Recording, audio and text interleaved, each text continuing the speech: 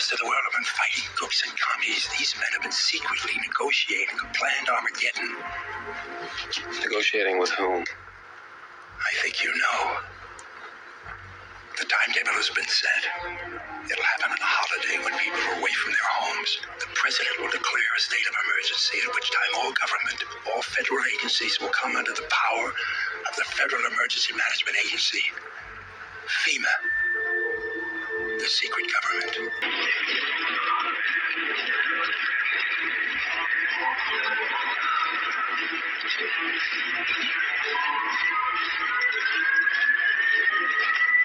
jerk can see they're on their way to a concentration camp.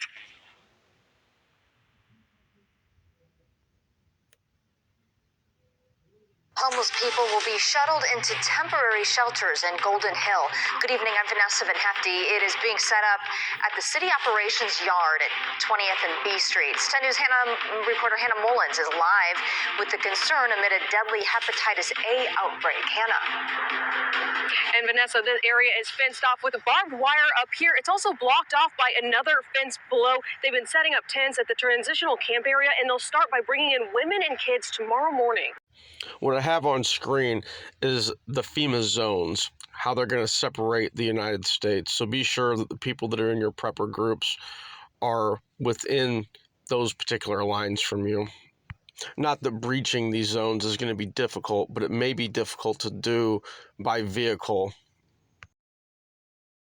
Has the Trump administration set up concentration camps in Texas for migrants? The answer is yes, according to at least one expert. Andrea Pitzer, the author of One Long Night, A Global History of Concentration Camps.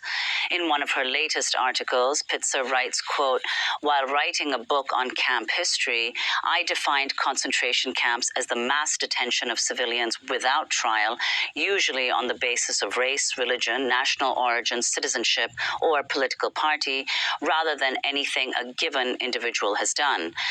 So this has actually happened before in the United States, way back in World War II time, where they rounded everybody up they deemed to be suspicious and locked them up in concentration camps over here. And now they have things called red list or blacklisted or being put on a terrorist watch list, which basically is anyone who's patriotic and anti-communism, or if you've served in the military, you know, you're a good candidate to be put on one of these lists. If you're on one of these lists, you're going to be one of the first people that they try to round up. According to the information I have, this is going to be on a holiday. And people say, no, they're not building buildings to put us in. There's no, groups of people that, the government pays to come nab up and abduct the citizens. No, those groups of people don't exist. It's all a conspiracy. You people are out of your freaking minds. Okay? They even have coffins. They just stack them up everywhere. They don't even care if you see them, and, it says on the Georgia Guidestones that they want to depopulate us. Right, you're seeing on the screen, those are all the FEMA camps in the United States. Okay?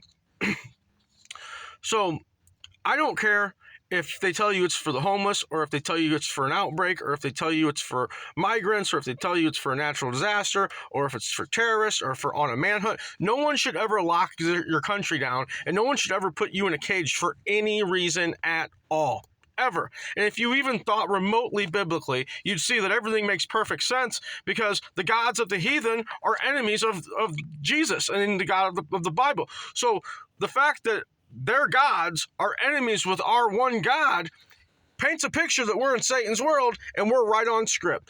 Our Bible talks about the persecutions that will befall his believers, and there you are, acting like Ned Flanders. Like, ain't nothing wrong. Oh, no one would ever do anything wrong. Let me tell you something. When you build a fence, you build it to keep shit in or to keep shit out, okay?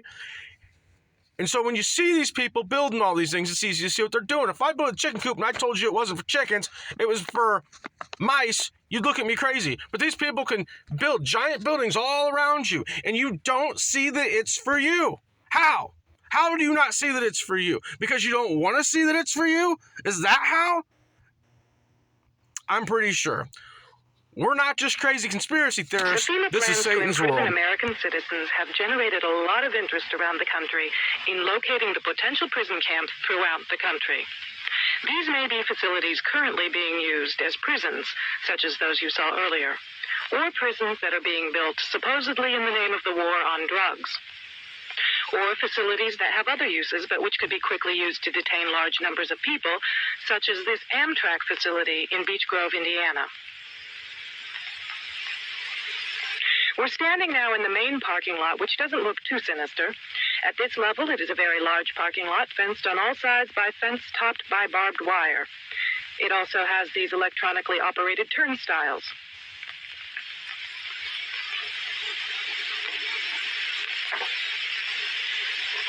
There is also a surveillance camera, just like we saw at the Fema facility, pointing out to the parking lot, and a helicopter windsock. All of these apparent security measures are particularly unusual here, because this is a very low crime area, and this facility is nothing but an old train repair station with nothing in it worth stealing. In this portion of the parking lot is a brick building, suitable for processing, next to a gate that leads right out to the railroad tracks. And all of this is contained inside a fully fenced area, now 3 layers deep in fencing at this point. This U.S. Air Force train indicates federal and military involvement. Facing the opposite direction, you can see that this area, too, is a very large fenced area with railroad track running the length of the fence and plenty of warehouses.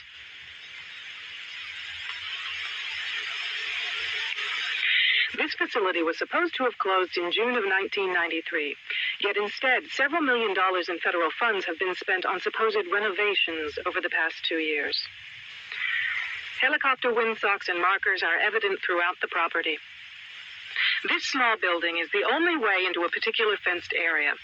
Inside this building, we see more of the motion-activated detectors, electronic turnstiles, and prison bars.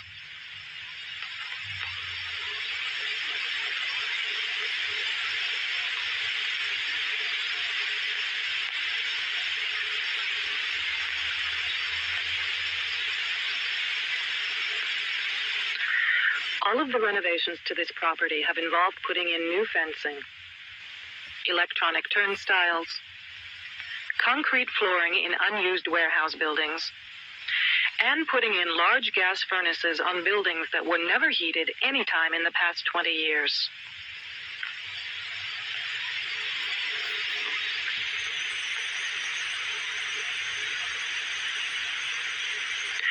Outside this building is fencing and a cattle run section of fence, all topped by barbed wire, pointing inward, not to keep people out, but to keep people in.